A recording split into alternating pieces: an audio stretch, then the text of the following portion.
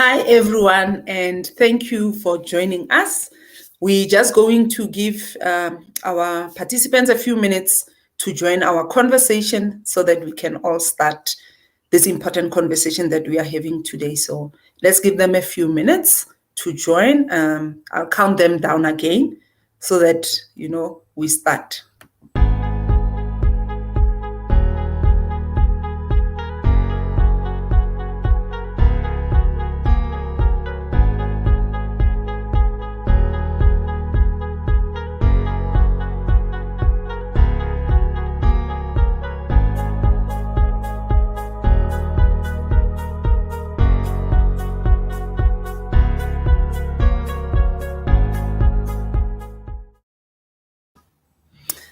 Thank you for joining. I hope those that we have invited will join because we need to have this conversation. It's not a conversation that I can have on my own. We all know that our country has announced the date where all of us, and I'm saying all of us who are eligible to vote, are going to exercise that right. My name is Phinah Kodisang. I'm the CEO of the Soul City Institute. We are an intersectional feminist organization. We believe in the rights and we promote the rights of every human being, but we mostly focus on the rights of women. And the reason we focus on the rights of women is because we know that in our country, women remain the most oppressed, the most excluded. Women in all their diversities continue to face a lot of oppression. The intersecting oppressions that they face forces us as an institute to really do work that, hold the powers that be accountable. And I think local government is one of those powers that we hold accountable for their role and for the work that they are supposed to be doing to deliver on the mandate of ensuring the rights of women are protected, are promoted, as enshrined in the Constitution of our country. So I'm not alone. I have guests who are going to help me have this conversation. And I'm going to ask them to, one by one, introduce themselves. And feel free to ask us questions, to comment. We will show some of the comments. We will show some of the questions if we have time. And I hope we will be able to engage with all the questions that will be asked. So let me start with Fayisa. Fayisa, just introduce yourself. Tell us who you are, the work that you do, and a bit more about your own understanding of the local government and the role that is supposed to play in the lives of women. Over to you. Thank you. Hi, everyone. My name is Fayisa Locke. I'm representing Youth Capital today, and I'm a Youth Capital influencer. So Youth Capital is a youth-led advocacy campaign with the vision of a South Africa where every young people have the skills, support, and opportunity to get their first job. So their aim is to create an action plan on how to solve youth unemployment. And as a Youth Capital influencer, my role is to try to shift gears and try to make sure that the plan rolls out. So on the side, I'm also currently trying to start a civic movement. It's a grassroots organization that's trying to solve problems on the ground. And I'm really looking forward to engage with everyone and learn from everyone today. Your question about what my views on the role of government. It's very far-fetched on what the reality of what government should do. But yeah, the government should be efficiently managing all the systems around us for us to thrive. And currently, my thoughts is that they're not doing even half of that. Thank you. And I'm going to show all of us here because we have sign language, a sign language interpreter who's joining us. And really, we want everyone to be part of the conversation. So it's important that we leave no one behind. Feminist principles include principles of inclusion. So we need to be very proactive and not just or intentional in doing that, in making sure that we bring everyone on board. So it looks like our interpreter is maybe not in the stream. Let me add her. I don't know how we lost her. There you are. So thank you. Let's go to Ntabiseng. Ntabiseng, please also tell us who you are, what your understanding of our local elections mean for young people, but also what your interests are. Over to you, Ntabiseng. Okay. Good day, everybody. My name is Ntabiseng Musoni. I work at You are Love Life. muted. No, I've So unmuted. please don't mute yourself because, we will struggle with. Am I audible now? Mm-hmm. Can you hear me? Okay. Yeah, go ahead. Okay, my name is Ntabiseng Musoni. I'm from Kokwa in the Yes, Free you State. are. Go ahead. I'm from Kokwa in the Free State, where I work at Love Life as a Love Lifestyle Program Coordinator. We can hear you, Ntabiseng. Go ahead. Yes. I'm from Kokwa in the Eastern Free State. I work at Love Life as a Love Lifestyle Program Coordinator. I'm very passionate about women empowerment. I have worked as an advocacy mentor, but I continue to advocate for women's rights within all the spaces that I come across. My understanding about the upcoming elections is that young people should take part, because there are many things that as young people we are, particularly young women, we are very unhappy about. And in order for us to make our voices heard, we need to make a cross across the ballot paper. I look forward to an informative session. Thank you.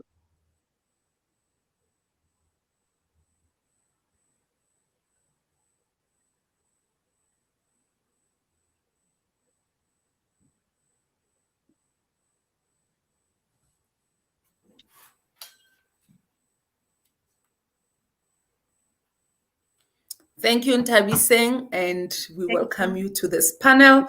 Let's go to Lindokuhle.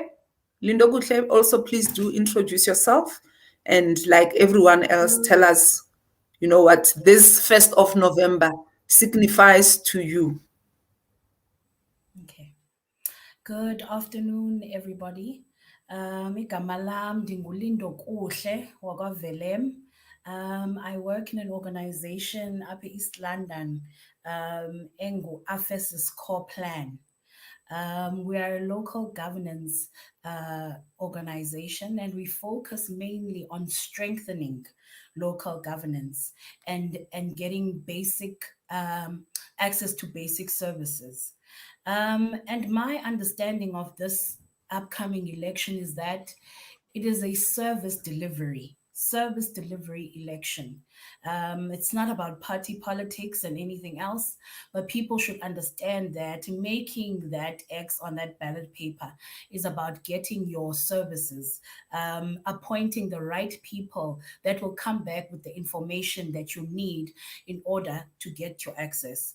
I mean, it's for me a chance for people to get your independent counselors on board, get your voices out there in a platform where there'll be oversight and accountability, and making sure that the counselors that are appointed are people that can provide the oversight and accountability that individual wards need, and having access to them.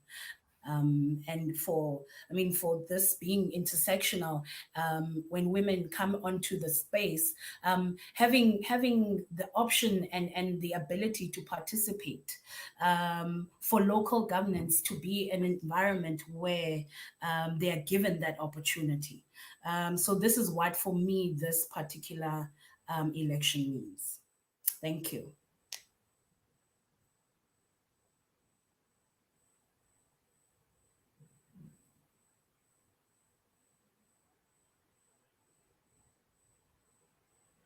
Hello. Thank you. And you use words that we will delve into when we have when we go deep.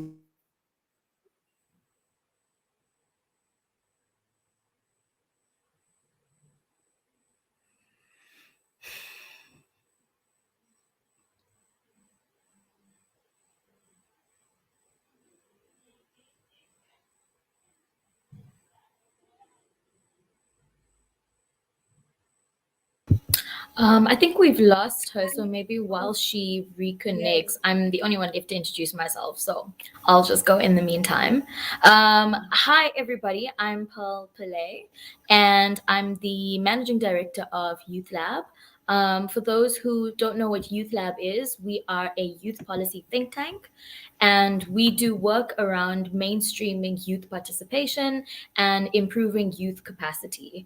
And we do this through a range of different programs, research, dialogue, and a lot of community based projects.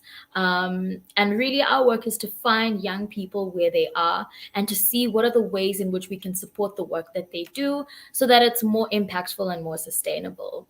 For me, this election is really interesting. So I agree with what everyone has said about service delivery. I think local elections are far more important than national elections because local elections are really about the communities that you live in. And the kinds of lives that you live, in the everyday. I think who the president is important, but it doesn't really affect the day-to-day living of your life. And so that's why these elections are important, because they give you the space to decide what your community must look like and decide who are the best people to lead your community.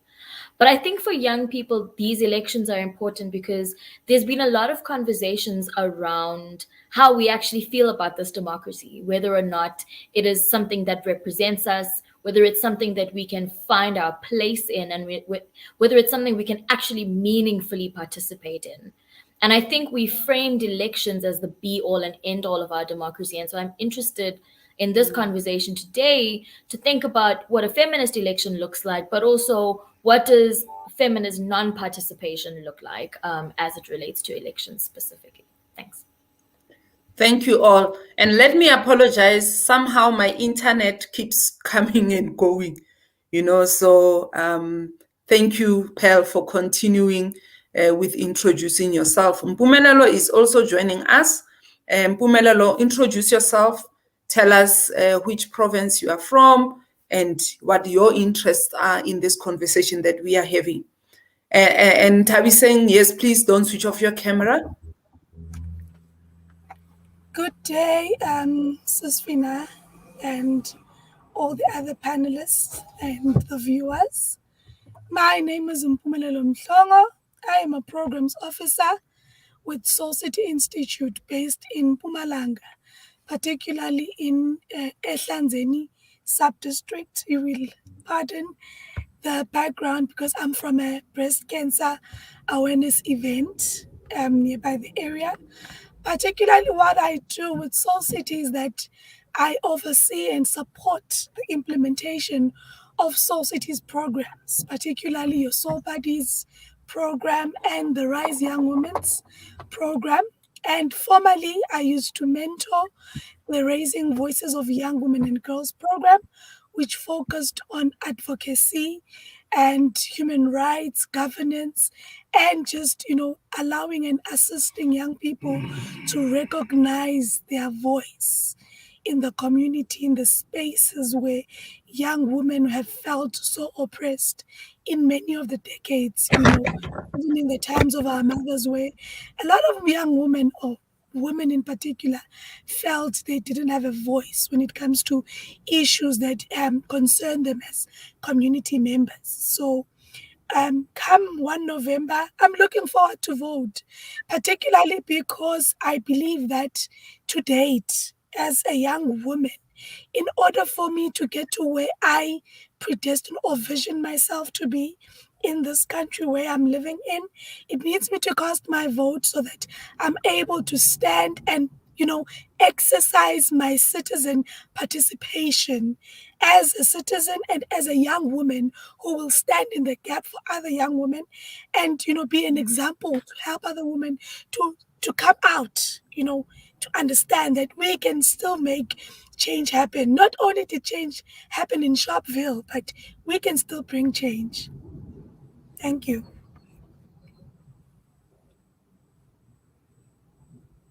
Yeah, thank you. Thank you, everyone. And before we start, I want to borrow from a phrase that was used by Marx and Engels. They were saying you don't only need to understand the world you are in, but how to change it. And I'm paraphrasing there a bit, but the essence of a vote for me is when you are changing, you are saying, this, with my vote, I'm actually saying I want this change. And maybe that's what we need to understand, what that vote means. So let me go to you, Lindo Kuhle. Why should we vote? Mpumelelo is saying, I am going to vote, because she acknowledges, what it took to get all of us here, young Black women, to a place where we have that power, we have that right. We know historically that was a right denied to Black women, but the world, all over the world, that right was denied to women specifically. So it is a milestone to have that right to vote as a young Black woman. So let's understand, maybe for those who might not understand this power that they have, they might just think, it's me just putting a cross on a ballot paper. But that cross carries so much power. Take us through why it's important, to understand the power to vote and why it's important to use it. Over to you, Lindo Kuhle. I was listening to Mumele and I just got like a sudden wave of emotion. That whole standing in the gap. For me and for Ephesus core plan, our vote is for our dreams. We want to vote because of the tomorrow we want to see. We want to vote for a space where women feel safe, they have adequate access to services, they have enough toilets and sanitation within informal settlements. That's why we vote. And there's this notion where people are now saying that I'm not going to vote because it's not getting me anything. Instead, it is enriching councillors and whoever else is within a municipality. But actually, not voting is voting. Your vote, it invariably becomes a vote when a certain number of people come up for the elections and a certain party or councillors are voted into council, and they are there to take action and take decisions on your behalf. So you saying that you're not voting, you're not standing up for the other women and girls that need you to be there for them and stand in the gap for them. And voting is about essentially the spending of public money. And if we have that understanding that when you're voting within local governance, it's how you will be influencing how the budget is spent within your municipality. Nowadays, in the recent years, there's a budget that is allocated to ward committees where the councillor is responsible for that budget. By casting your vote, you're putting a person that you will trust with the finances of the country, of your home, of the space in which you exist, because government money is in essence our money. It's our civic duty. We are citizens of South Africa, and we've been given this right. And at some spaces, it is a privilege. By not voting, you are saying that it was not worth it. We don't need it. And so by voting, you are exercising yourself being a South African, going to those lines and putting that X on that ballot. It is saying, I have a voice. I am in charge. I'm in this next 5 years, I am choosing and I am voting in this particular person to have custodianship of the finances of this ward, of the thoughts and ideas and the aspirations for this ward. And then when you come into the proportional councillors, that this is the party in whose manifesto I believe in. I believe that this is the party that can bring about a gender responsive budget, because all it is about, in essence, it is about running the money. Hence so many people are being enriched with this within the system, because people are not standing up and electing and taking off people that are not performing in their positions. And lastly, it's our and our communities count on us. The wards in which we live in, our interest groups. If we are standing for the women and children within the municipality, going in there and requesting and starting up. Some municipalities don't even have an IDP representative committee. But if you are an individual that is responsive and is plays a role within the municipality, you can institutionalize those things like the IDP forum and say that in this municipality, this is how we are going to operate, and being part of the voice that uses the state's money. And that's why I believe, and that's why we believe as AFIS's core plan, we as women, we as South Africans, we as Black individuals need to stand up for this vote, because it impacts on us very much and directly because of the situations in which people are currently living and what we see on a daily basis driving in and out of town and on the outskirts of town, and how those areas are shaped and how those people are sometimes included. Over a quarter of Buffalo City is excluded from the economics of the city. However, by casting that vote, they are bringing themselves closer to the governing of the space. Thank you, Phinah. Thank you.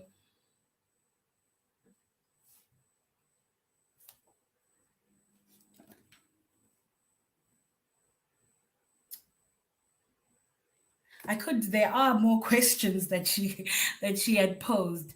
Why must you consider making a vote? For me as well, I look at this vote and I see how we can best organize as women. It's not about, and one of the things as AFIS's core plan, we are very much proponents of, it's not about just the vote, but it's about beyond the vote. How do we organize so that the municipality is accountable and that we play a role within that space?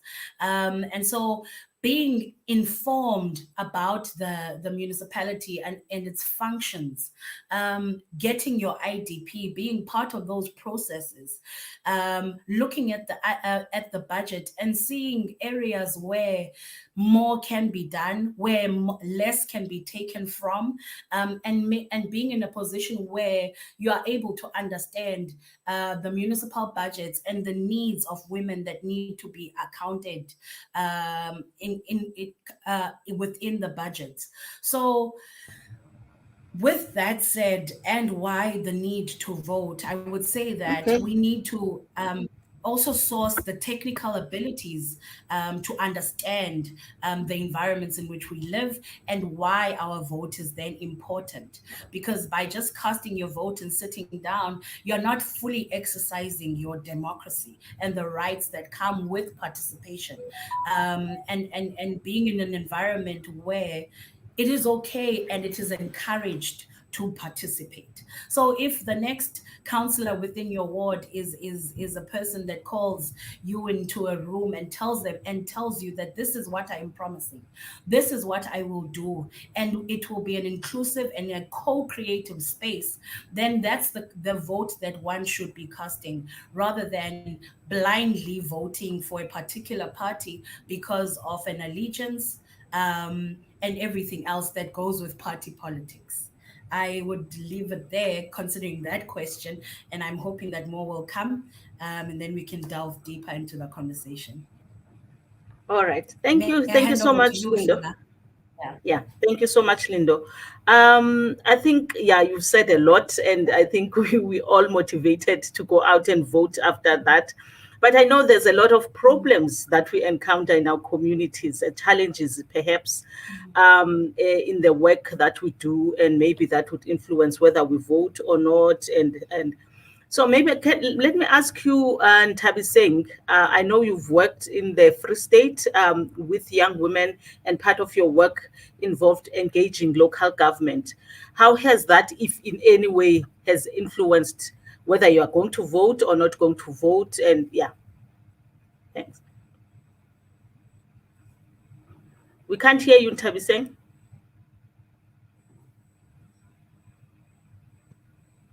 Can you hear me now? Yes, we can. Okay. In engaging the local government, that actually is a nightmare. Maluti Apofung is a nightmare. The office is disorganized itself. People who are in the office do not know what their roles are. You go into one office, you'll be told that you need to go into whichever office. You get there and you are redirected into the other office. So really getting help there is a nightmare. So as young people within the area of Kwakwa, we identified the issues that we come across as young women. We went to the municipality to address these issues. When we got there, they did not even offer a bit of their time to say, guys, okay, we understand this is what you want to talk about. So here is the relevant person that you need to talk to. We just got through to the receptionist. The receptionist is the one who actually talks to us. We do not get to engage with anyone who's in office. Now we got the numbers of the MM, the then MM, and then we called the MM and we tried to set an appointment with her.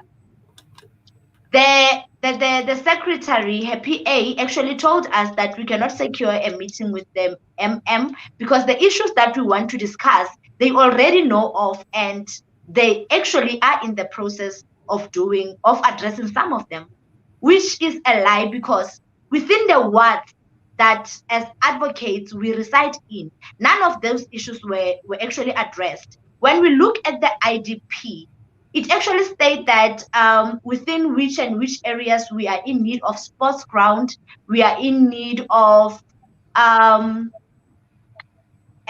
is this? The parks, of which it's you can't have basic needs.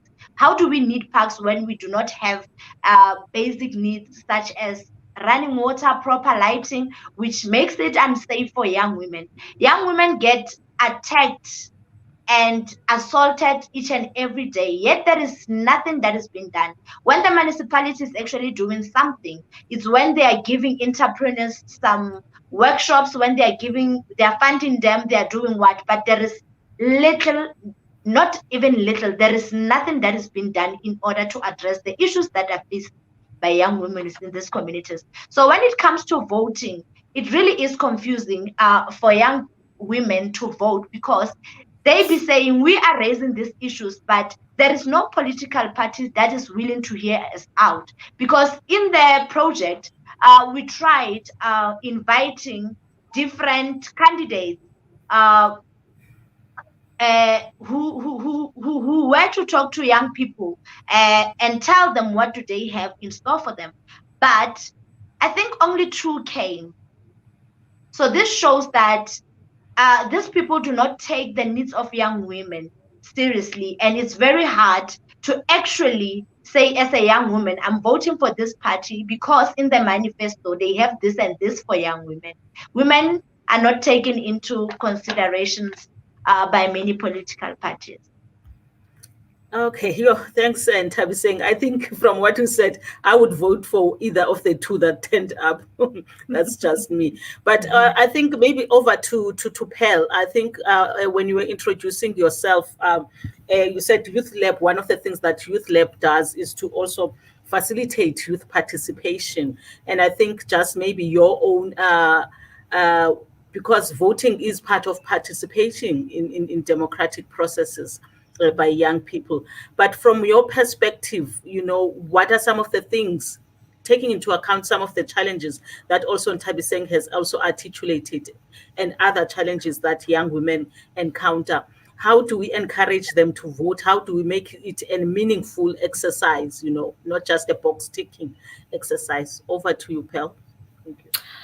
So I'm going to disagree a little bit with what we've been saying so far, because I don't think that voting is the only thing that qualifies as participation. I think not voting is equally participation.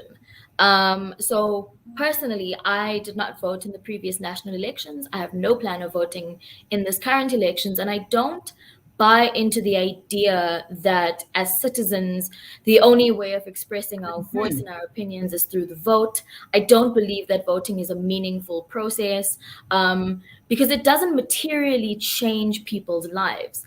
If we think about the way our election system is set up and the way party politics works, the lack of a tangible opposition, the lack of accountability culture amongst our political parties, and just the complete, like the poor service delivery, the kinds of circumstances under which young people have to live in, all kind of spill into the idea that actually this democracy doesn't really make sense. And so I think earlier, one of the speakers was saying that, I think it was Lindo Gutle who said, does it mean, are we saying that it was all for nothing? And yes, I think that's exactly what we're saying, right? When you go through communities, and at Youth Lab, we've been fortunate that we've worked in all 9 provinces in South Africa. When you go to people's communities and you see people still have no water, have no toilets, have no, unemployment, there's no health facilities, there's no safety, there's no adequate housing, there's no roads, like 20-something years after democracy, absolutely nothing has changed. And particularly in local elections, where you know who your ward councillor is, you can point to that person and say, this person is in charge of my ward. You can see where municipal funds are being directed to, right? Like you see democracy in the everyday at local election level, and you see how nothing changes.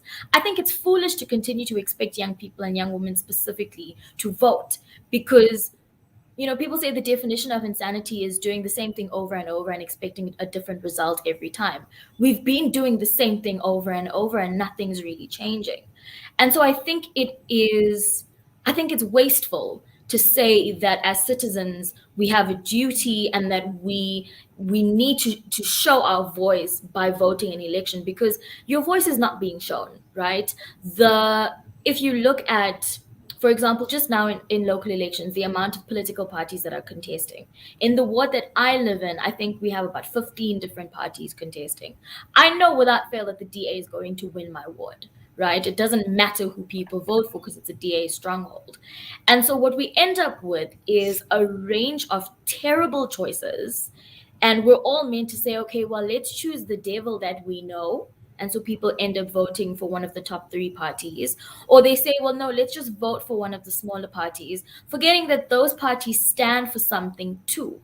I know when we were talking about the national election a few years ago, we were talking about specifically what it means for women and what does a pro-women vote look like.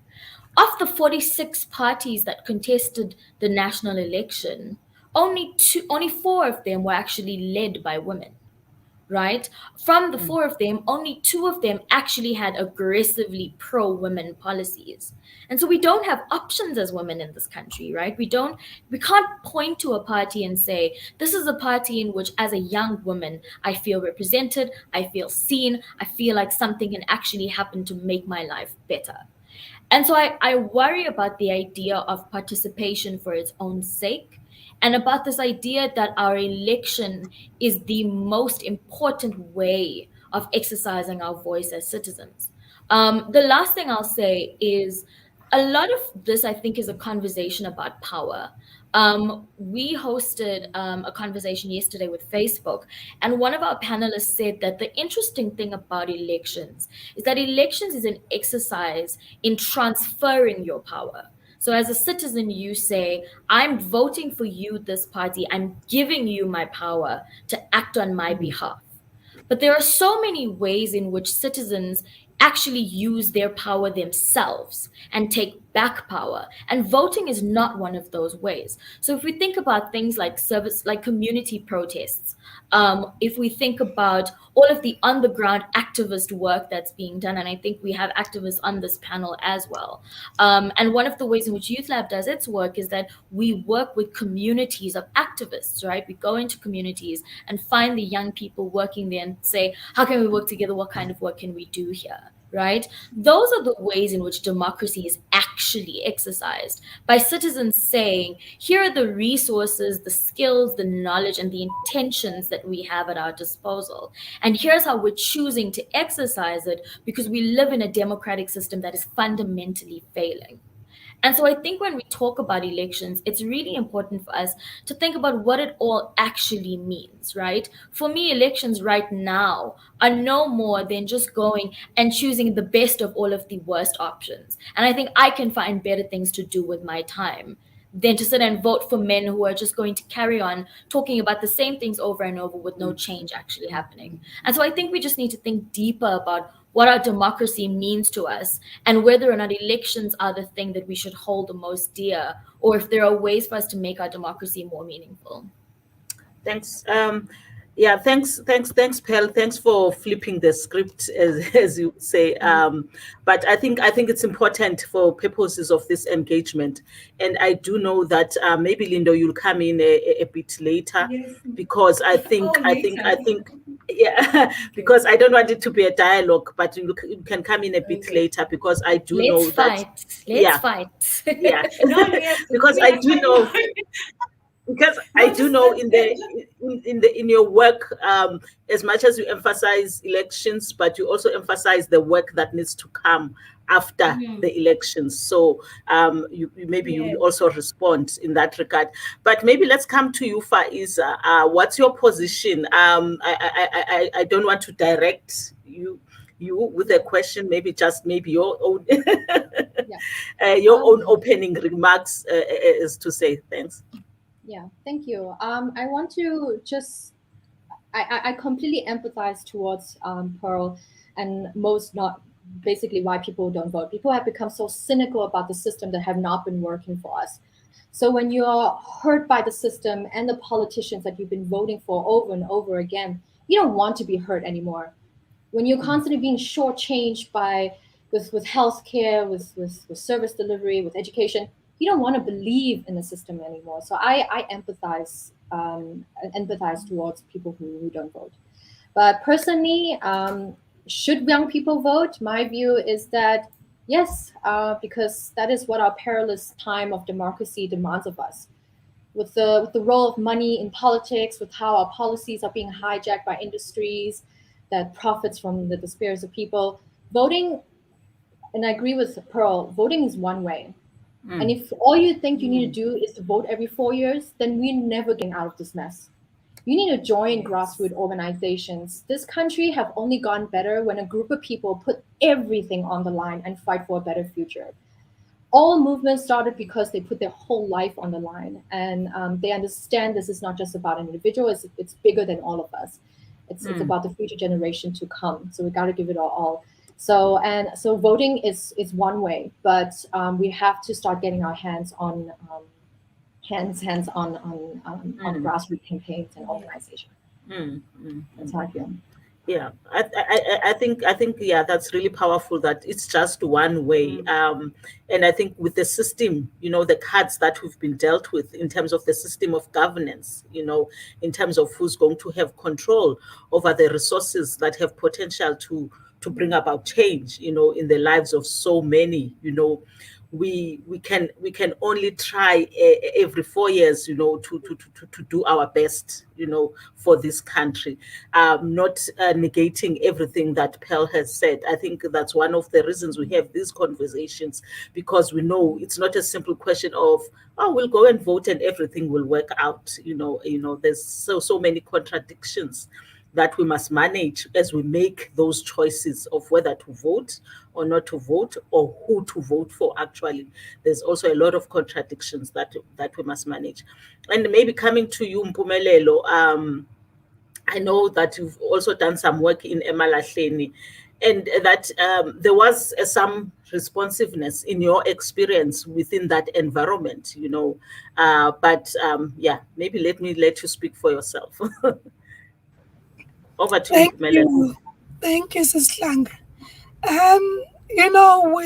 When it comes to local government elections, especially where obviously the community is involved, I've had a different experience, and I must say it did change my perspective around voting and the purpose of voting, because not many times do we get to even talk about the constitution in our homes, in our societies, in our communities, and it's such things that have a significance in the lives of all mankind, because we are the people of South Africa, and we always say the people shall govern, you know.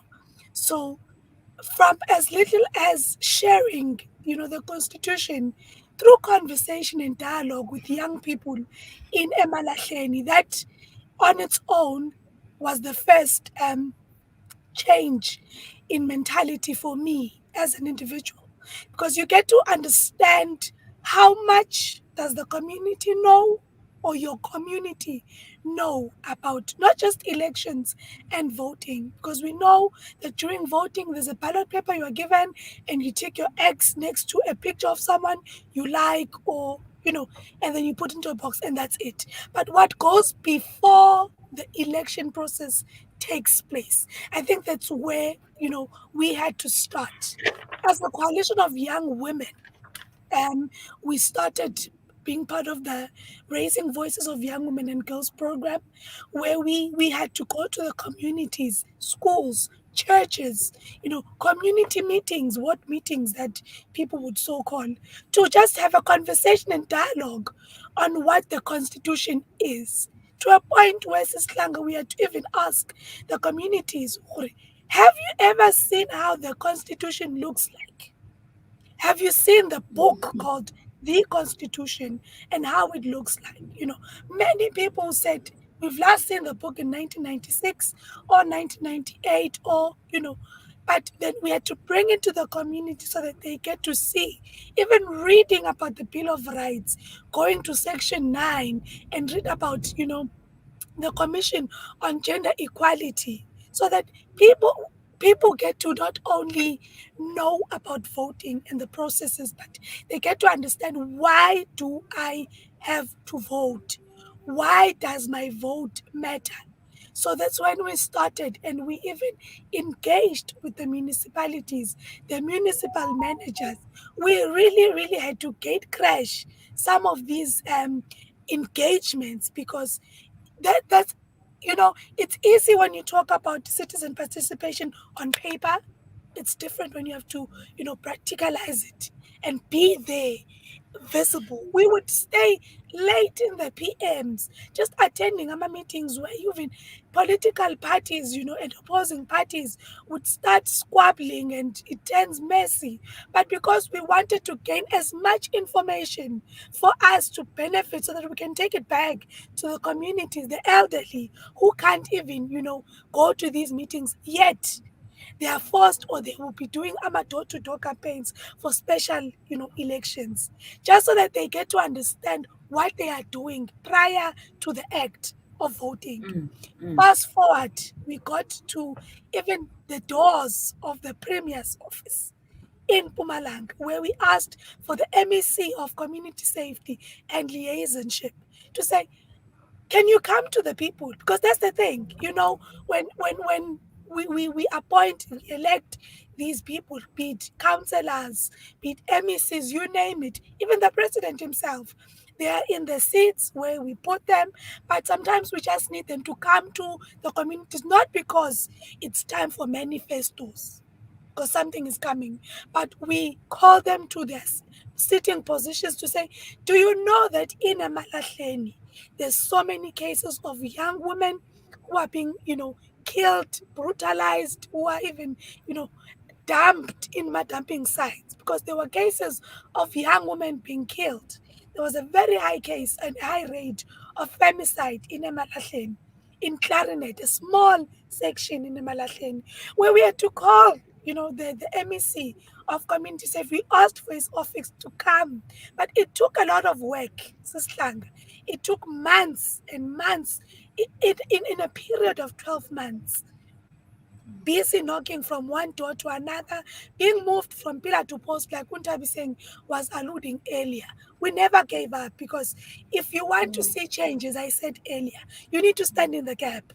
So we chose, as a group of 10 young women, to stand in the gap for those who think certain people need to be there to speak. We had to amplify and magnify the voices of young women. And fortunately, the office of the MEC did come to us in a Malahleni. We signed a memorandum of understanding that we wanted the department or the MEC's office to prioritize the safety of young women, because we wanted to create safer spaces for young women in Emalahleni.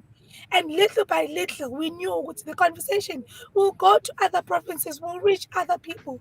And we started reaching, other people reaching us to say, how did you do it? Because that was our mission, to say, one conversation at a time, we are hoping to bring social justice to our communities. So we're able to get the assistance from USAP Semalahleni to say we can bring something as a mobile police station in the area, so that young women can know what there's an immediate place of assistance, instead of neglecting the so-called people who are going to be queuing on the 1st of November 2021 to cast a vote for these people. It was a sad journey, Sislang. It was a very traumatic journey. I will not lie to you. Yeah. But because when you wake up, you say to yourself, I don't want the next generation after me to experience this. Therefore, Yeah. it's not, it can't be for me if it doesn't involve me. If I don't have the deciding vote, or have the buy-in, I need to be a part of it. So that's what kept us, going to date. Thanks, Pumelele. I think one of the things that you said about the next generation reminds me, what Lindo said, that we are voting for our dreams. And you are saying you are active. You're not necessarily talking about just voting, but your activism, that your activism is about the next generation. I remember one activist that has been persistent in their activism, and they were asked, why are you not giving up? And she said, what kind of ancestor would I be if I gave up? What kind of ancestors, what kind of ancestor would I be? What would the ones that are coming behind me find? So I can't give up, because the ones that are coming behind me, I have to think about them. And I think, Pumelele, as much as you were painting a picture of, you had to make, you were able to make headway in some way, you were able to penetrate, and that was not an easy process. I think for me, what's coming through is the fact that it's not an easy process in a democracy, in a government that has policies around public participation. The issue of public participation, it's there in the Municipal Systems Act. It's clearly outlined, and it's government itself that's supposed to facilitate different sectors, actually participating. So for you to describe it as such a difficult journey is a problem in itself. It shouldn't be like that. It is not supposed to be like that.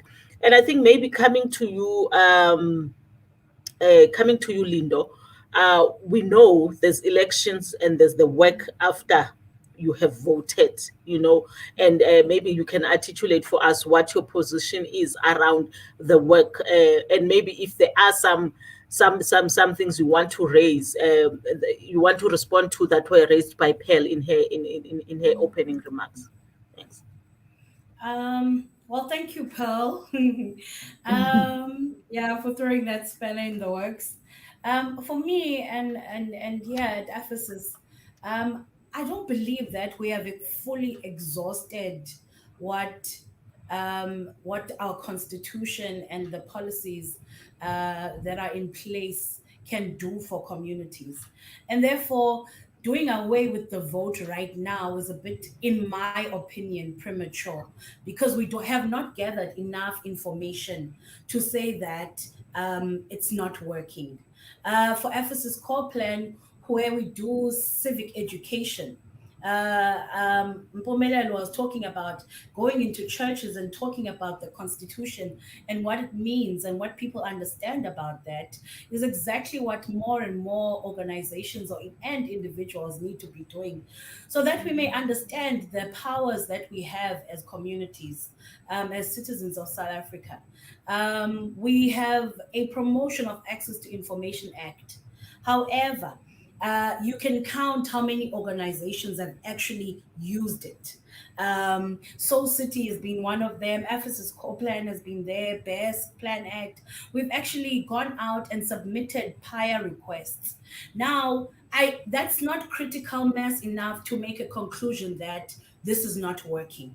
However, after the civic education has changed and we start talking about why people need to participate in issues of governance, then we start flipping the script and getting to a point where there's a critical mass enough to say this is not working.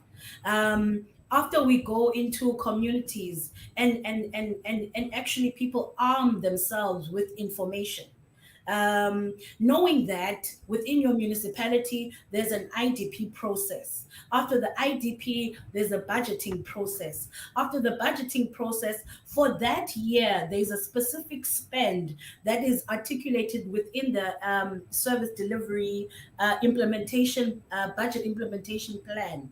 And linked to that are your key performance areas for your managers.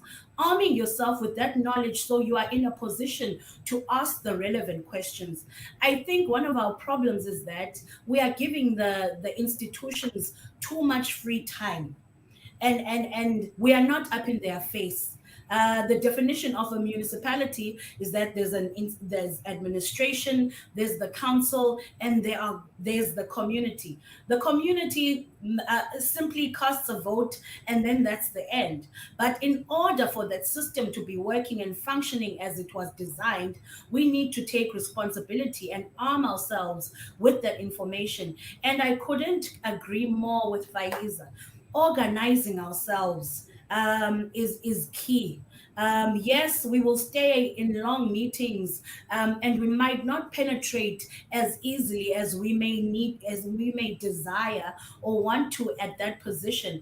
However, if more and more and more and more communities are doing what is there for them to actually, the spaces in which they are allowed and can create for participation, then you start, I believe, once you say, okay, these were your key performance indicators for this financial year, what have you done? The SDBIP is broken up into quarterly performances, where you can say, in this particular community, in my community, this is what you were supposed to have done. It's been 3 months and nothing has been done. How do you account for that?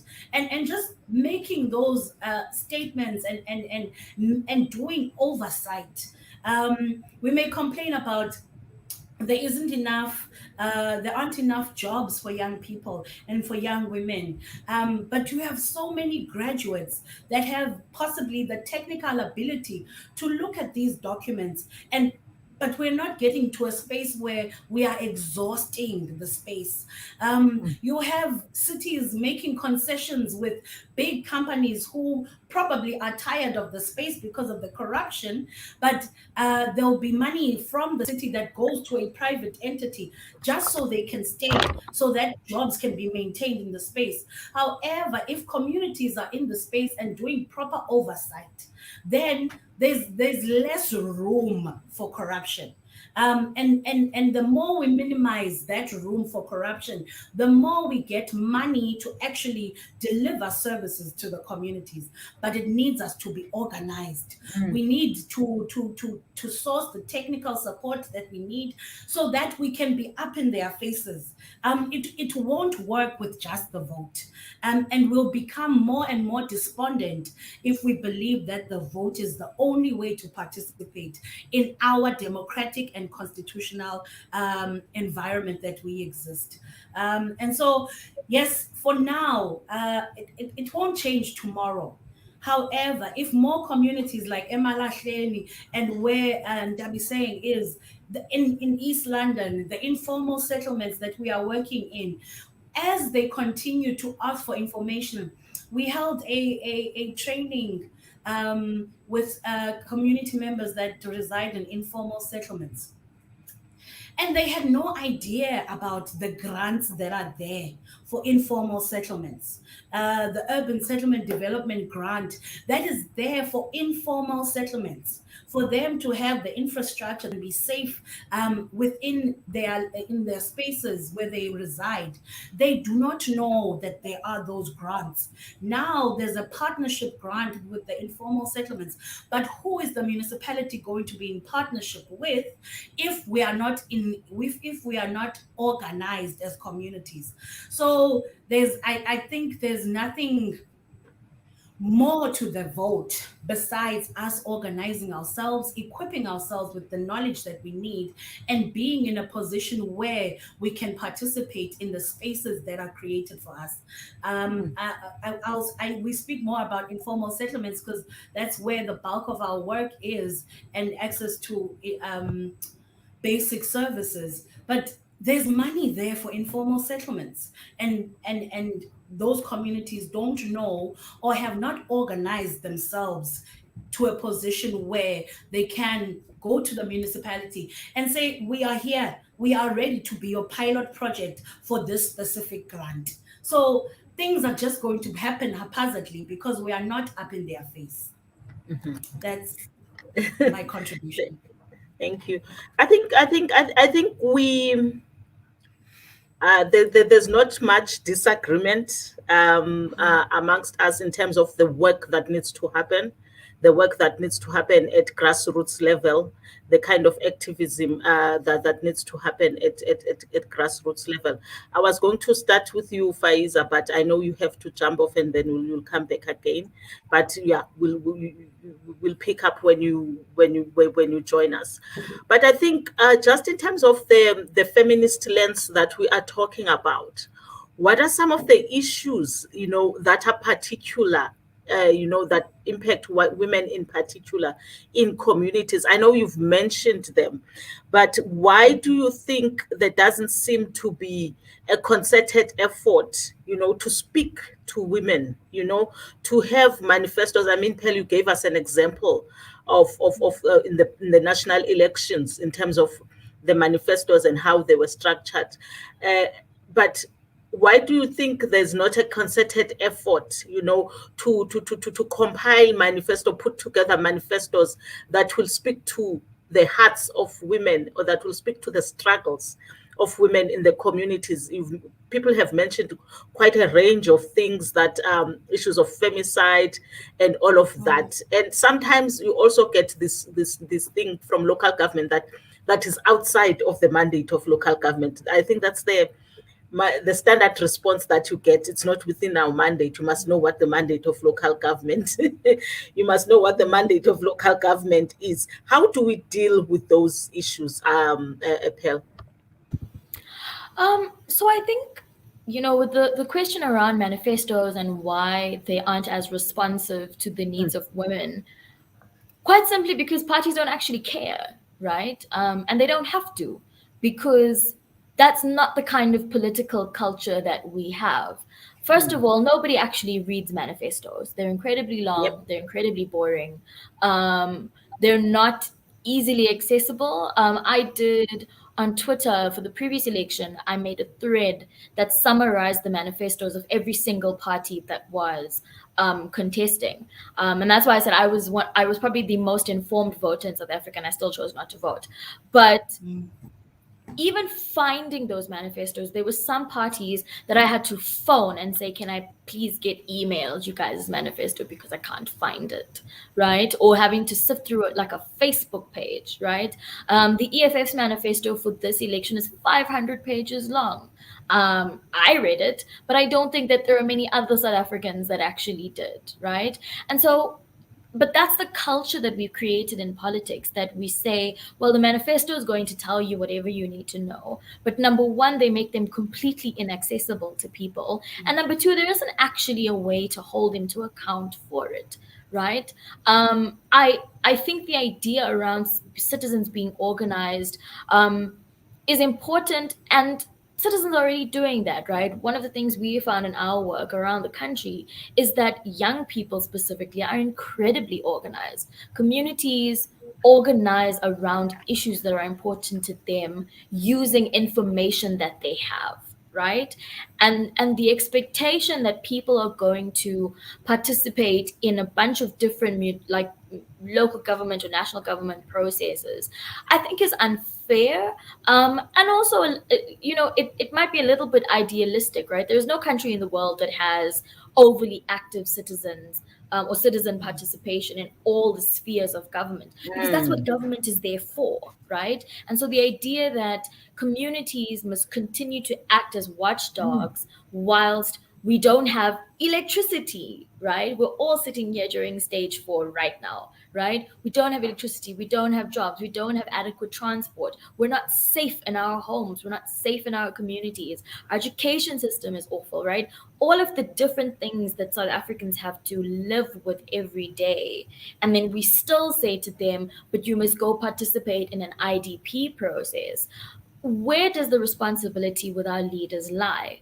And so when we talk about a feminist lens and the ways in which parties and leaders are non-responsive, it's because we haven't created a culture in which we've demanded more from them. And we don't actually have a way to do that, right? So we don't find leaders. One of the most basic things is having leaders of political parties actually debate each other on their ideas. Come and stand and talk to us about the things that you want to do. You're probably going to lie, because that's the other thing, right? Is South African politicians are incredible at giving wonderful speeches and even talking about issues like femicide. How many times have we heard the president mention the word femicide in the last 2 years? Right? But when you look at the work being done, it's minuscule and it's meaningless.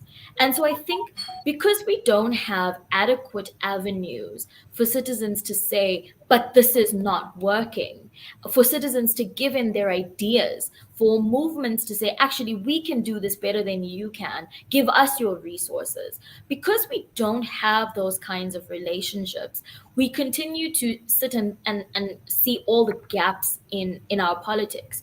So, I mean, one of the good examples is we have the Women First Party that was launched, and they contested in the previous national election.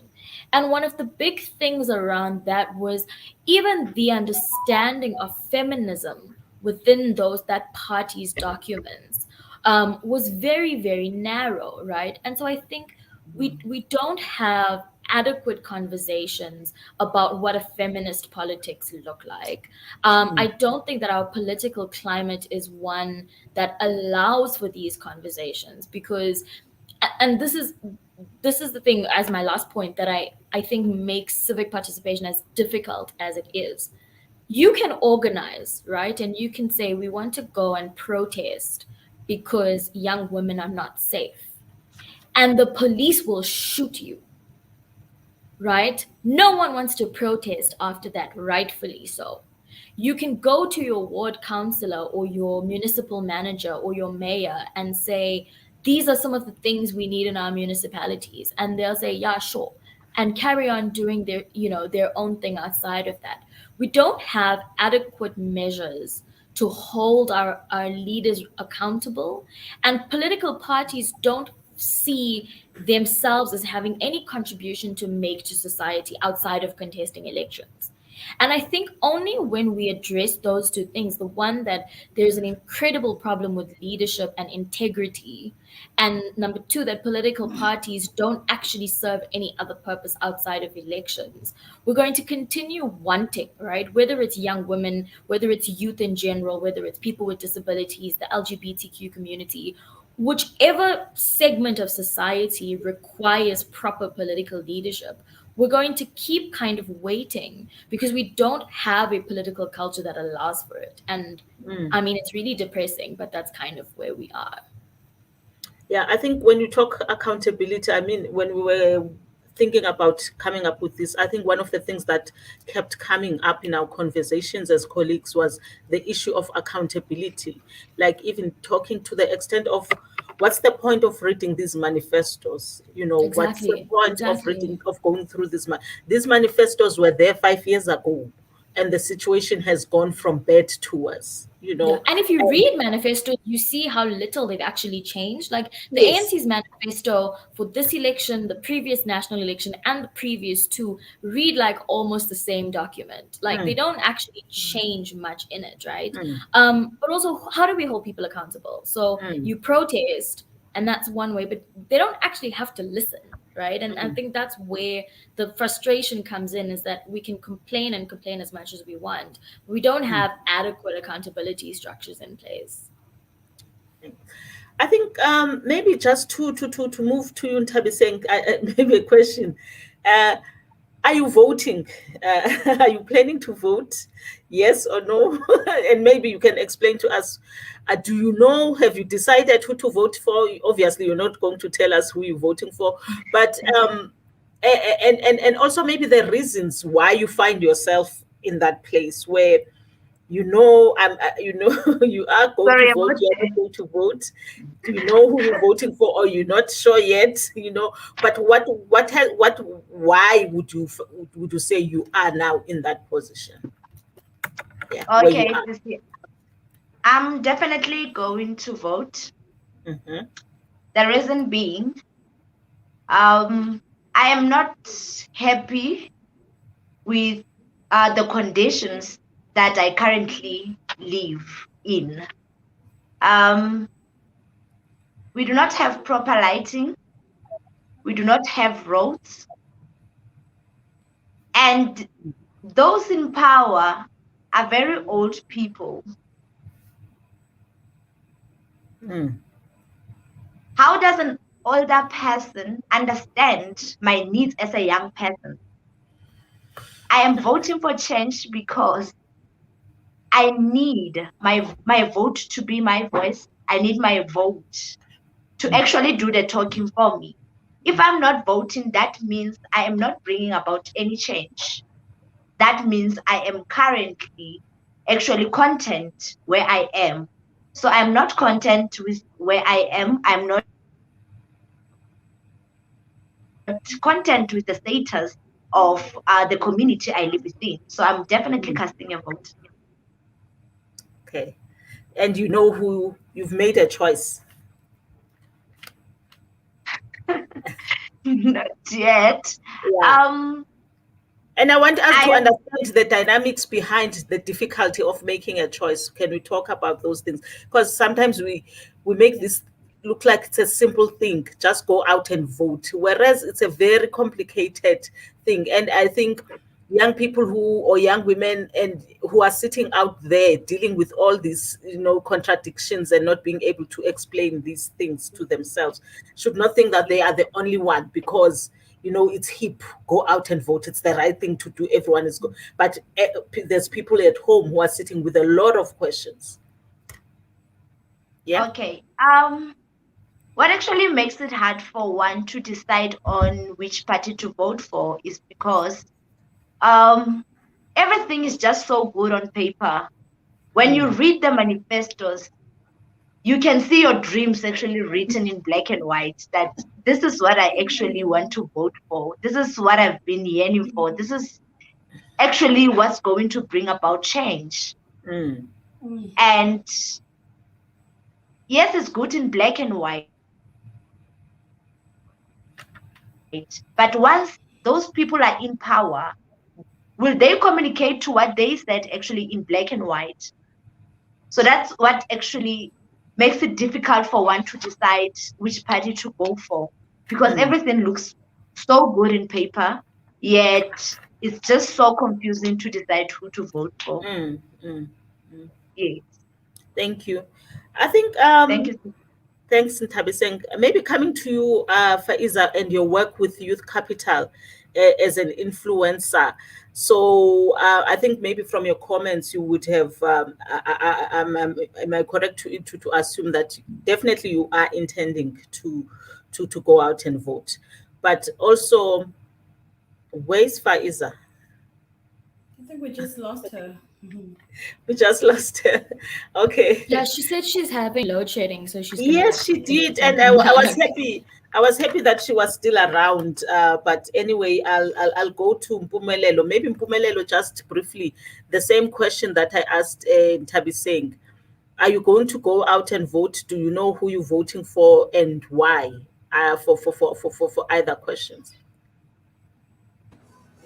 Oh, yes, I am going to vote, Mm, and I know which party to vote for. mm, It's just a sad reality, I think, for not only us as a country, but for young women or women in general. mm, And women, I mean women with an X, because I'm also an activist for gender inclusion. Uh, you know, when going to cast a vote, we're voting for change. We're voting for better change, a difference, and a difference for all. So I'm going to vote with the hope that finally we'll get to see change, mm. change that speaks of diversity and inclusion of diversity. And I'm voting with the hope that it will get better for us as women, because women have suffered greater um, when it comes to societies where we're coming. And I'm really hoping that things will get better. Hence, I'm voting. Thanks, Mpumelelo.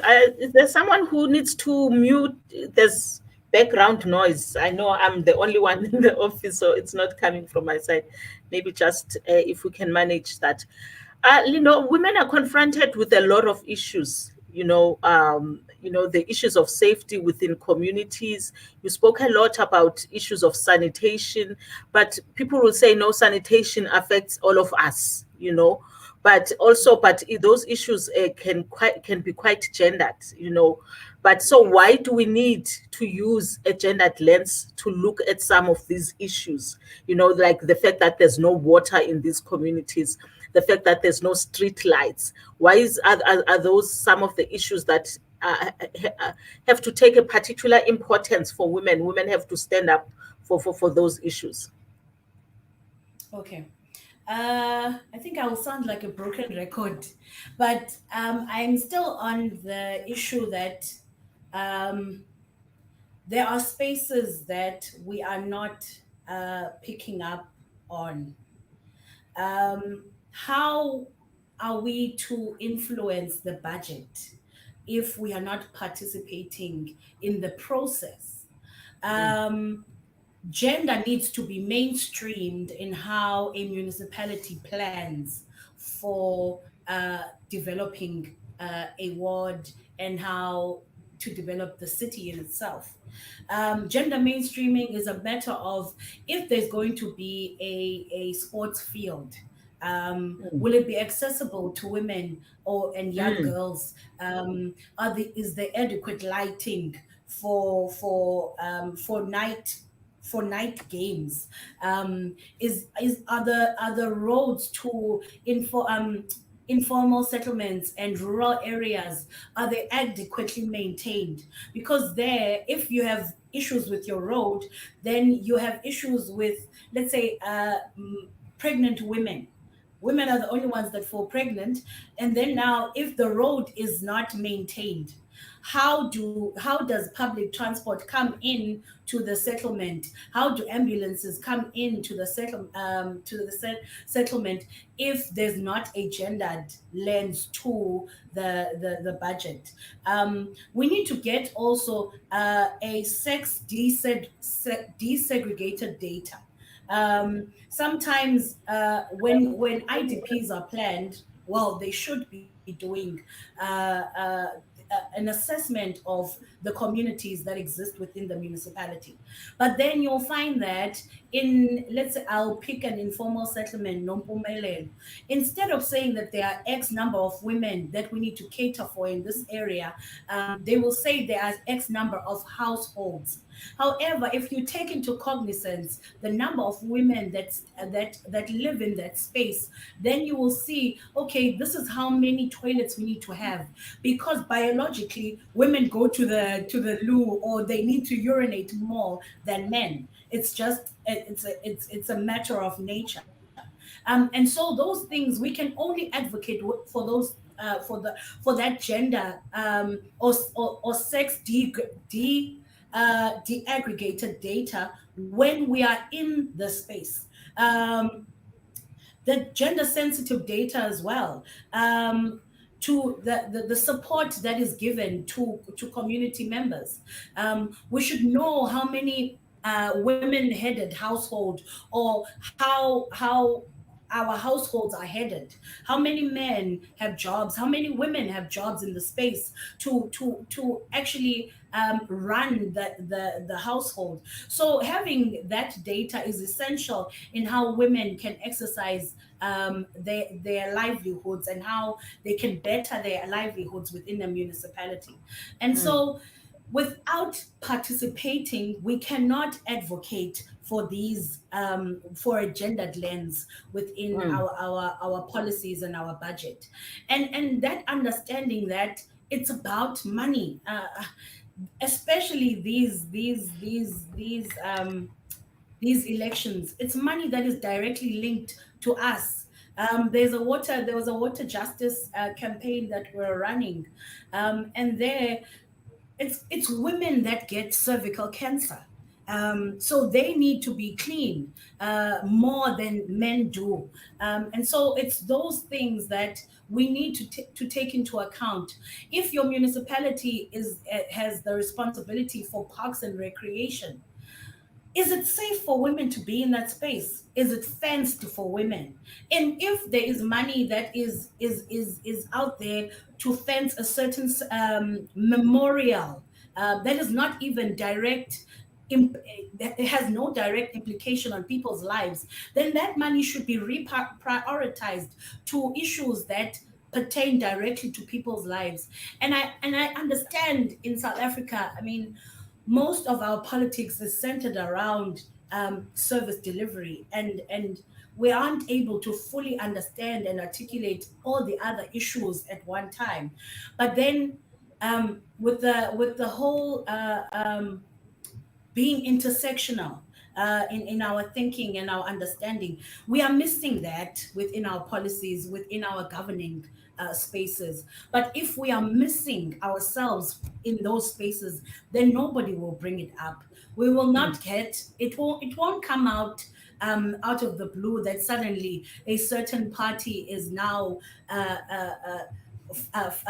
feminist forward, because we are not in that space. And I think Zozibini, the ex-Miss South Africa, said, take up space. We are not taking up space enough so that we can start influencing the policies, the budget, and how money is spent in our communities. I thought you were going to ask me about who I'm going to be voting for.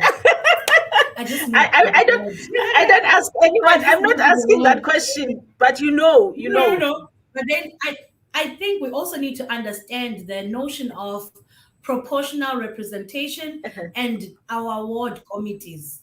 Those are the people that sit in council. For my proportional representative vote, I know who I'm voting for. It's a small party that says, I just want to be in so that I can help monitor. They just had to say that for me, and I was sold. And that, yes, we can all agree that on paper everything sounds good, but when a particular party says, I want to be there to assist for oversight, for people to be able to access municipalities, that got my vote. Well, as for the ward committee, the ward councillor, I'm not sure yet because I don't know my candidates. And that's a conversation that we also need to start having more within our civic education, that there are two ballots for your party and for your ward councillor. This should be somebody that you know.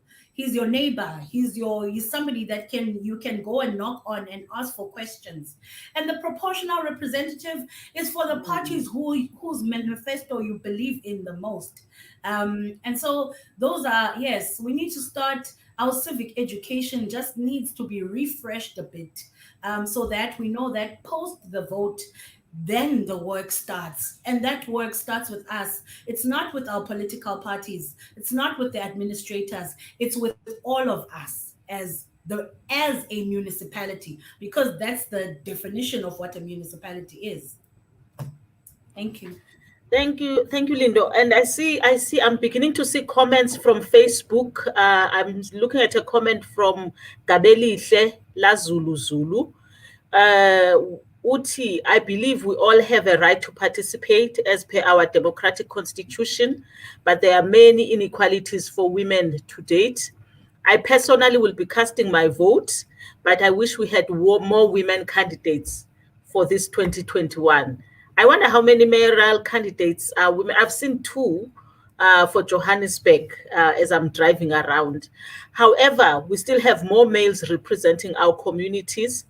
There is still a notion that women cannot be leaders. I am not empowered to cast my vote, as our communities are still conditioned this way.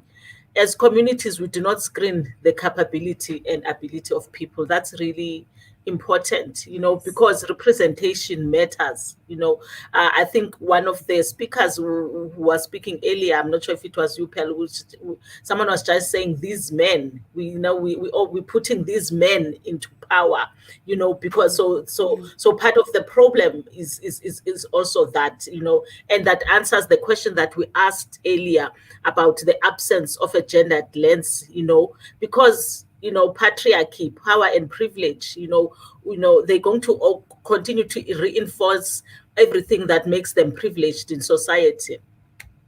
But I think from what you said, Lindo, what was important for me, especially for the young women that are joining us, is to understand how to actually advocate for these issues in their communities. So when there's a issue of prioritizing what must be done, be able to speak up around, if you want to speak up about water and sanitation, and no one is prioritizing that, be able to demonstrate why is that important, and why the fact that it's not being prioritized is an ongoing discrimination, for you as a woman in that community. So I think there's a lot of work that we still need to do, and also continue to work together with community organizations and young women in communities to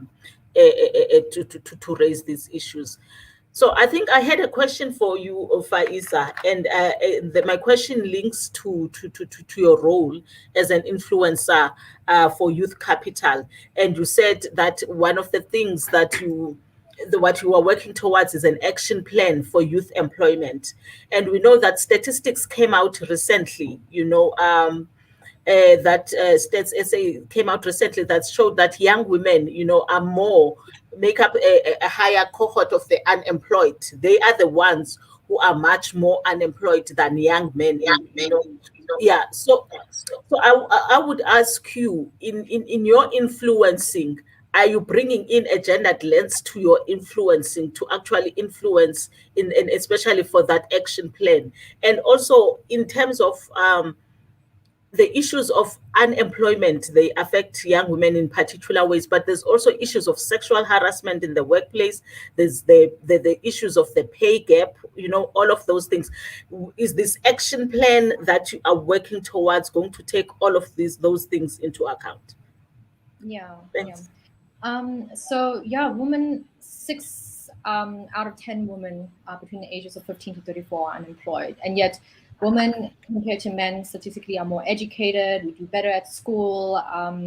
There are more women who participate in the second chance matric process. And when you spoke about how do we use a woman's lens in making sure that women are participating in the process, we do. Inclusivity is very important to us, but inclusivity doesn't mean just having a woman in positions, and that's it. It's not just about numbers. It's about advocacy and accommodation. So if something is raised at the table, something is being done. There are actions to accommodate that. And so this is how we've been carrying out our action plan. Okay. All right. Thank you, Fayisa. So I see a comment from one of our partners from eThekwini. So that we are working with the Gugu Dlamini Foundation. Nomonde says, in addition to voting, it's important for the community to continue holding government accountable to be active citizens. For instance, participating in the IDP processes. Part of our mandate as Gugu Dlamini, as we continue implementing the Masipepe Network project, is ensuring active citizenry, strengthening governance and accountability of our government stakeholders. And I'm happy that the young women from eThekwini are joining us today, because one of the things that we are identifying is unsafe spaces in some communities in KwaMashu, where the Gugu Dlamini Foundation is. There's just so many challenges. One of the most prevalent challenges that came from that community is issues of abandoned buildings. You know how abandoned buildings in communities can become unsafe spaces for women in particular. They become havens, for criminals in those communities, and you find that they become now spaces that people must actually avoid. So I think those are some of the things that young women should also be engaging their leaders on, the people that want them to vote. If we have a lot of dilapidated buildings in our community, the issues of us being unsafe, there's actually an increase in us being unsafe. Mpumi, you mentioned about what gender inclusivity activist do. What did you say you were? You said you are you are an activist for gender inclusion.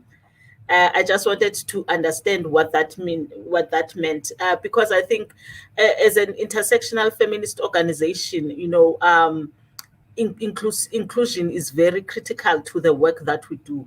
And knowing our constitution and knowing the rights that people have, knowing the rights of the LGBTQI. But towards the end of last year, for some reason, we saw a lot of violence towards that community. And for do any of you, maybe not just you, Mpumi, do any of you feel or believe or know that our political parties are actually speaking to issues that confront the LGBTQI community? Because evidently it's not enough that there's inclusion in the constitution, there's protection in terms of what's outlined in the community. What we see on a day-to-day basis and the violence that's being meted out in communities tells us that that is not enough. Is there any one of you who wants to respond to that? Yes, go ahead, Per. I think I'm not going to speak for the LGBTQ community because I'm not part of it. But I think when we generally think about marginalized communities, a lot of what we find is that political parties don't do the work of actual meaningful representation, right? Mm. And so they think, I saw the ANC had some rally or the other day, and it was meant to be this big like LGBTQ rally, and all they did was just dress up in rainbow colors and walk around and give speeches about how, oh my gosh, we're so LGBT friendly. And it doesn't make sense, because then you look at some of the utterances that their leaders make and the ways in which their policies are structured, and it's not a party that is incredibly open and representative of that community. And I think what we've done, especially when we think about identity, so whether it's women, whether it's sexuality, all of the different intersections of our identities, political parties have gotten away with being very tokenistic and decorative, right? So they'll hold up the one young gay woman and say, look, we have a young person, right, and they're also gay, and they're also this, and they're also this, and that person becomes the symbol without actually having to do the work, right? And I think it's a difficult thing, because when you occupy those identities, you look to your political party for some kind of evidence that they actually care about the issues that affect you, right? But all we've done is kind of just dressed things up and said, well, this is what representation looks like. I think, going back to what we were talking about, like a feminist lens and parties that actually speak to the needs of women. We had a ruling in court, I think it was maybe a week or 2 weeks ago, where the judge ruled that just because there was foreplay involved in a sexual interaction, that it was not rape, even though she said no, right? And there wasn't a single political party that came out and said, hey guys, maybe this is not what we should be saying, right? But those same parties will then come out and say, oh, we're pro women, we're against femicide, December is coming, and so we get the wonderful 16 days of activism, that's going to take us to all the tea parties and wonderful rallies about how much they apparently care about women, right? But when things actually happen, they're completely unresponsive. And I think that's where our responsibility as citizens and as voters and as members of political parties come in, right? People like saying, oh, I'll join a party and I'll change it from the inside. And I don't know why people think that they're the one special snowflake that's going to change a party that's been around for decades, right? If we're talking about the ANC, a little bit shorter than that if we're talking about other opposition parties, right? Because the truth of the matter is parties are functioning the way they were always meant to. And they weren't meant to include people in the way we would like them to. And I think there's a call, especially now, because I saw in our comments people were talking about reforming our election system, right? And the allowance of independent candidates is a really fantastic step towards that. I think particularly for this election, I'm hoping that when people do vote, that they consider independent candidates as viable leaders for their communities, because those are the people that come up and say, this is not working. I've been doing work in this community for all this time. Give me your vote, right? And I think that's where that sort of organizing that Fayisa was talking about earlier comes in, where you say, we're not as people, members of the LGBTI community, right? We're not going to find parties that speak the language that we speak. Maybe we can do this by ourselves. And then it calls for others. So I think, movements that then align with all those values to say, actually, we're also a marginalized group as young women, right? How do we band together and say, you're not going to find representation in these parties. What can we do for ourselves? And so I think the move towards independent candidates, the allowance of that, is really a good way to kind of balance the scales, because parties haven't thought about these things in their genetic makeup, right? And so if you're now going to a party like the DA or the ANC, and even the EFF, and you're saying, please include a feminist agenda or a disability agenda, even agenda around children, right? Like, you're not going to find a lot of success, because that's not what the party was meant to ever do. And I think that's why I agree with Linda Buchle, is this idea around citizens themselves saying, okay, how do we enter here and how far can we go? And maybe when we reach out, and then we can try and figure out something different. Yeah, thanks. I think what you're saying just makes me think. I mean, on Lindo, please go ahead. Please go ahead. Oh, I just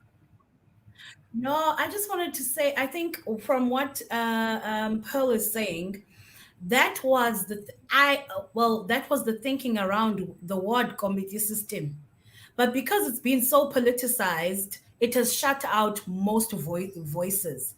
The LGBTQ space should have been in the ward committee system. So that organizing is so fundamental that we need to push out whoever is wanting to occupy that space under false pretense. And so it starts there. Early childhood development centers, there are so many in a ward. However, even them, they don't speak with one voice, and that is critical for the development of our young children. But within a ward, there can be a representative for the early childhood development centers and for the LGBTQI community. So yeah, the ward committee system, it's closest to communities, and it's the one that we have a little bit of access to in the reform. So everything else is way above at the moment. But the closest one, being our street committees, being our ward committees, those we can influence in the next elections, maybe. But that space, we need to take back from the politics. It's not a cadre deployment space. It's an interest group space. That's just what I wanted to add. Thanks, Lindo. So I think I would then encourage, I know it's not easy, encourage the young women joining us to find out about their ward committees, know who your ward councillor is, who are the people that sit in the ward committee. I know there's supposed to be a gender and a youth representative in the ward committees. If am I correct, Lindo? Those are supposed to be there. Pell is shaking her head. Supposed to be. They are supposed to be, but they are not there, because those spaces we just left them to political parties to do as they please. Yeah, they're supposed to be there, but in reality, it's not like that. Can I just quickly interject? Yes. I'm in a place called Bushbuckridge here in Mpumalanga. I'm happy to say that a group of young people who are gender non-conforming had decided to, physically develop and create an LGBTQI plus desk, and it started from a community level and was gradually introduced to the local municipality of Bushbuckridge. And fortunately, today we've got an LGBTQIA plus desk within the community, within the municipality rather, of Bushbuckridge local municipality. And, that is why even when they've got campaigns, your gay pride awareness, even the community has come to support them. However, we're still hoping that other young people or community members, particularly parents, Sislanga, will be supportive of these initiatives.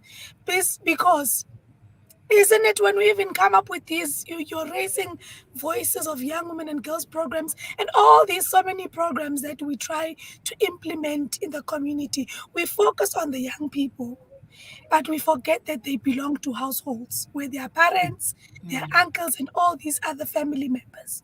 So it not only has to focus on these selected beneficiaries, if I may call them, but we want to also infiltrate to their parents, their communities, because at the end of the day, it takes the whole society or the whole community to be part of this so-called change we are hoping to bring.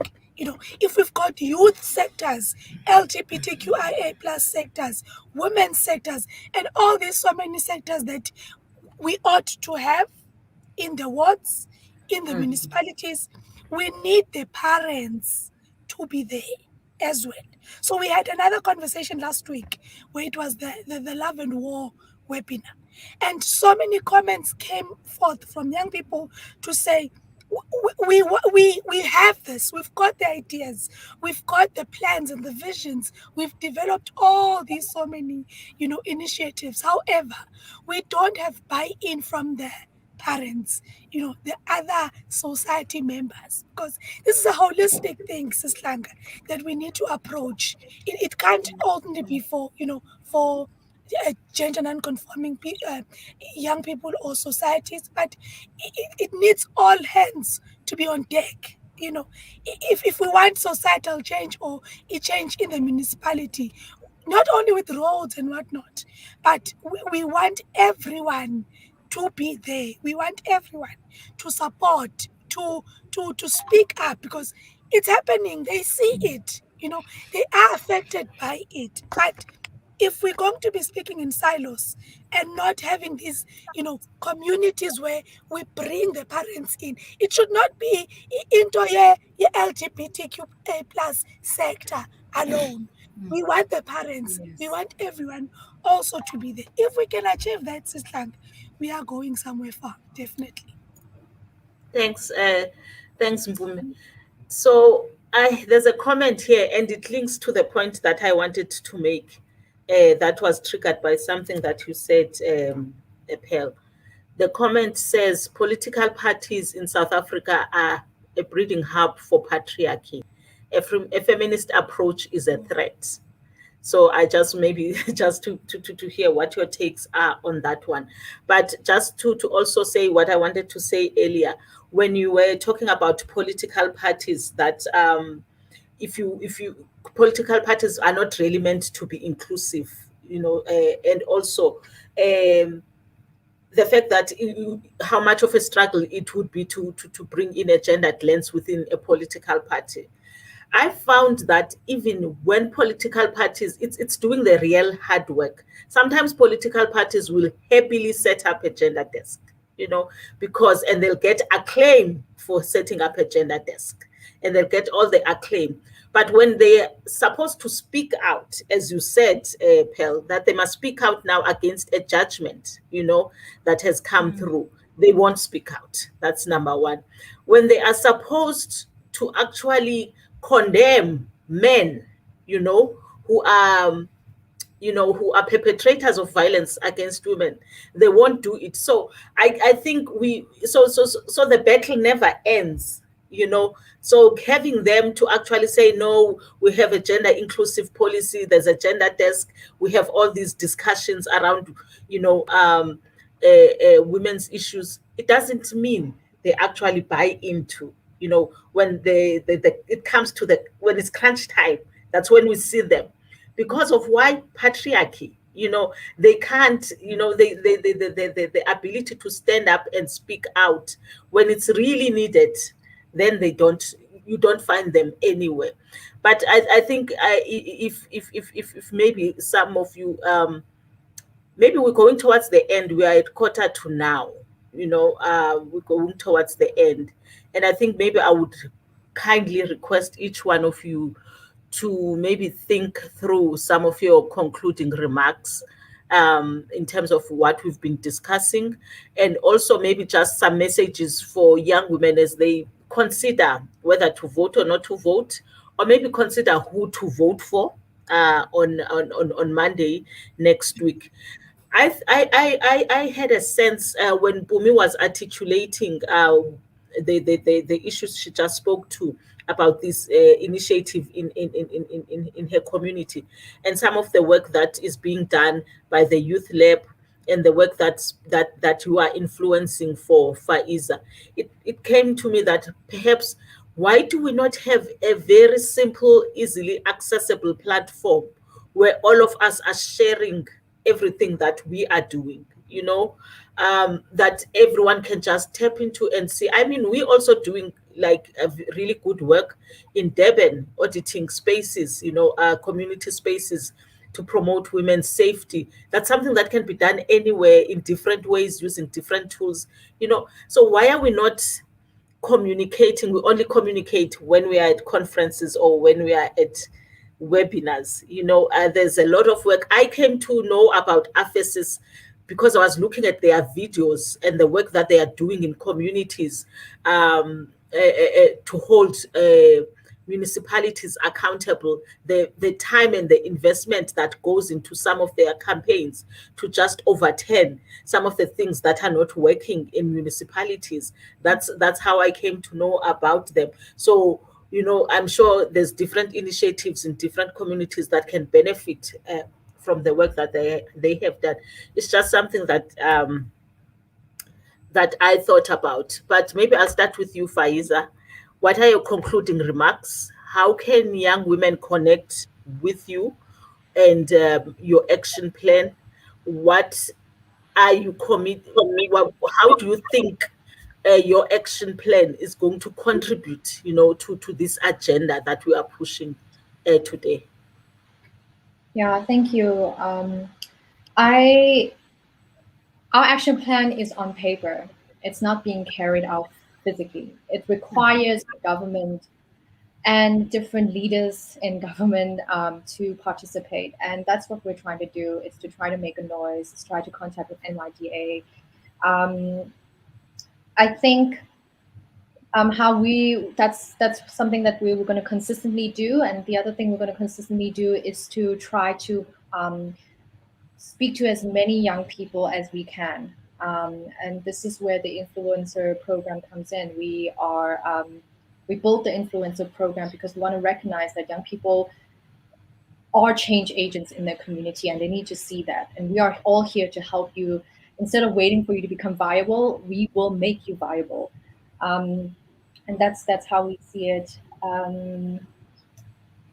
In terms of what we're going to do after this, I personally will be contacting everyone here after this webinar, so then I can see how we can connect with each other's network and what we're doing. Sorry, what's your last question again? Okay, I'm going to sneak in a last question. What's your message to the decision makers, the political players, the people who have the power right now? I know we have the power with our vote, but sometimes it doesn't feel like it. But what's the message? Maybe, yeah. To people in power, I think it's a lot easier to speak to the constituents instead. Just because it is not the first day where someone in power is being told that they're not doing what they're not doing good enough, how you should do it. This is not the first day. And so I'm going to just speak to the constituents instead. If you tap into this conversation today and your consciousness have been elevated, speak to your friends and family so their consciousness can be elevated, and contact each one of us, and we will come together and make change together. And how you can reach me, I'm on Facebook, I'm on Instagram. My first name and surname is on the poster, and you can message me through there. Thank you very much. I think I like the fact that you spoke to the constituents, because I think that's where the agency is. That's where we need to build traction in terms of what's already working. If it's working in small pockets, how do we then scale it up? And when you were saying that you need your action plan, you need as many young people to speak out in support of this action plan. But also at the same time, if the action plan doesn't speak to some of the issues that we know are pertinent, so you must also be receptive to young women saying that, why is this action plan gender neutral, as if we are not the group that's highly impacted by unemployment. So those are some of the kind of engagement that you should. Can I just add one more thing? Okay. We Youth Capital loves feedback, and if you were to say that this is not good enough, I want to add this, I want to change this, they are going to be open to listen and make the change, because we believe in advocacy and accommodation. Because the action plan is carried out by young people. It's carried out by it's work done by young people, and so we don't have the solution.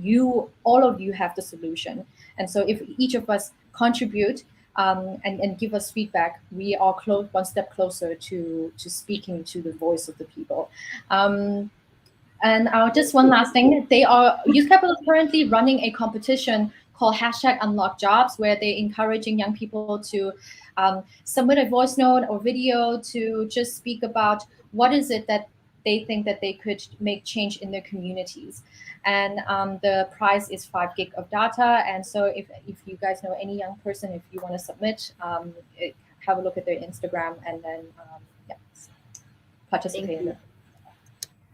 Thank you. Bumelelo, I think just very briefly, I know you work on an ongoing basis with young women, so you are also in a position to influence them.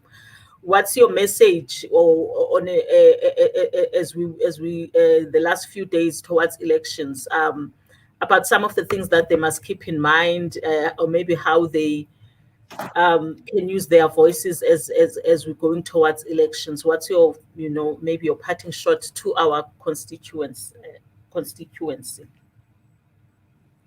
Well, what I would say, Sislanga, is that I think it's imperative to continue having these conversations, even in our small spaces, and not maybe have them towards the election days, whether it's local government or national elections.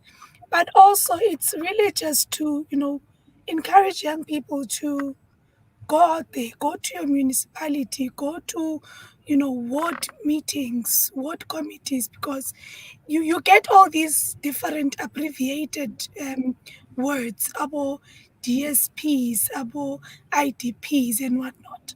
It's always crucial to attend these meetings so that we are, informed. I always say, if we are an informed generation, we will be a better generation, because you can only hold one to account when you know what they promised you and they never they never fulfilled that promise. So in order for the people in higher places, or key decision makers as we call them, to be held into account, let's be visible. Let's be public participants, so that we get all the necessary information that is crucial and it's to our benefit, so that come the next election, we know what we are voting for, not who we are voting for, but the purpose of voting and why it is there for us to cast a vote.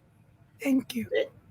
Yeah, that's really important, Bumi. I think maybe we should have also framed the question, what are you voting for?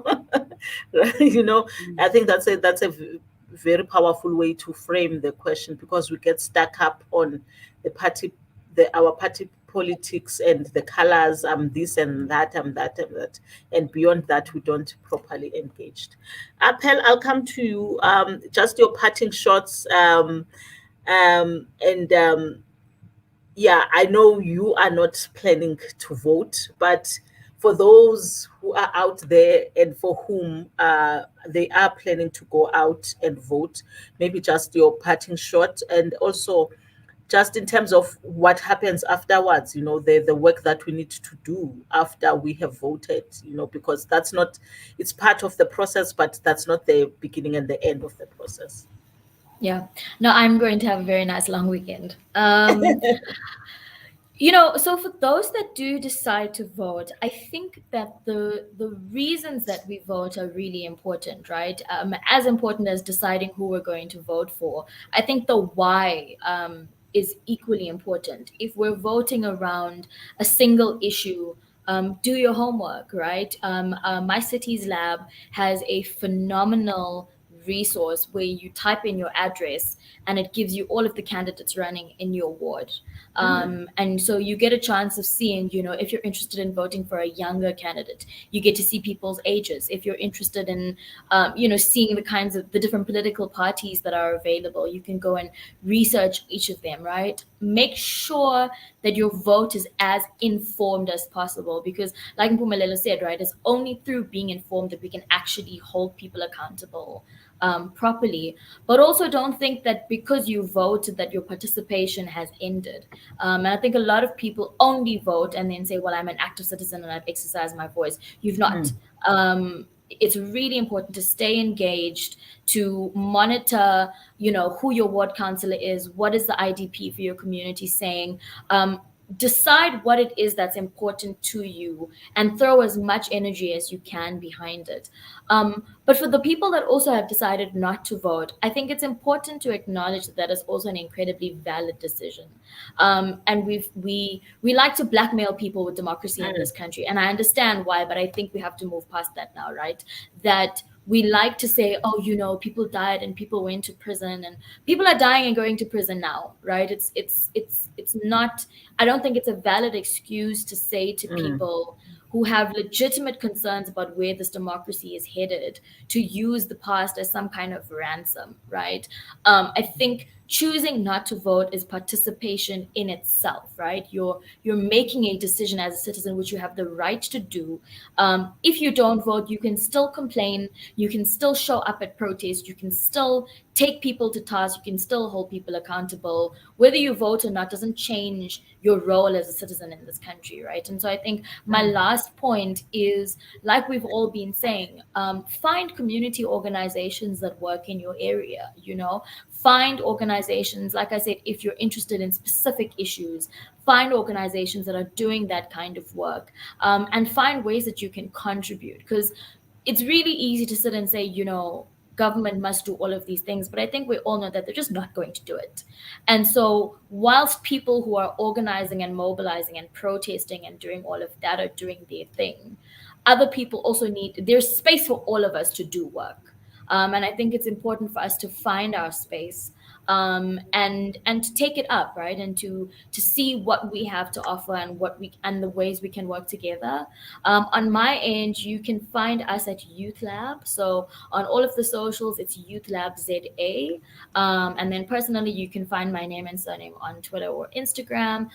Thank you for inviting me to this conversation. I'm really glad that we actually get a space to talk about what women want in this election, because I don't think there are a lot of spaces that allow for that. And I hope that we can push ourselves towards a democracy that is led by women as the majority voting bloc in this country, and that we stop, we don't need to have conversations about whether women are ready or not to lead, because I think we've passed that point. So thank you very much.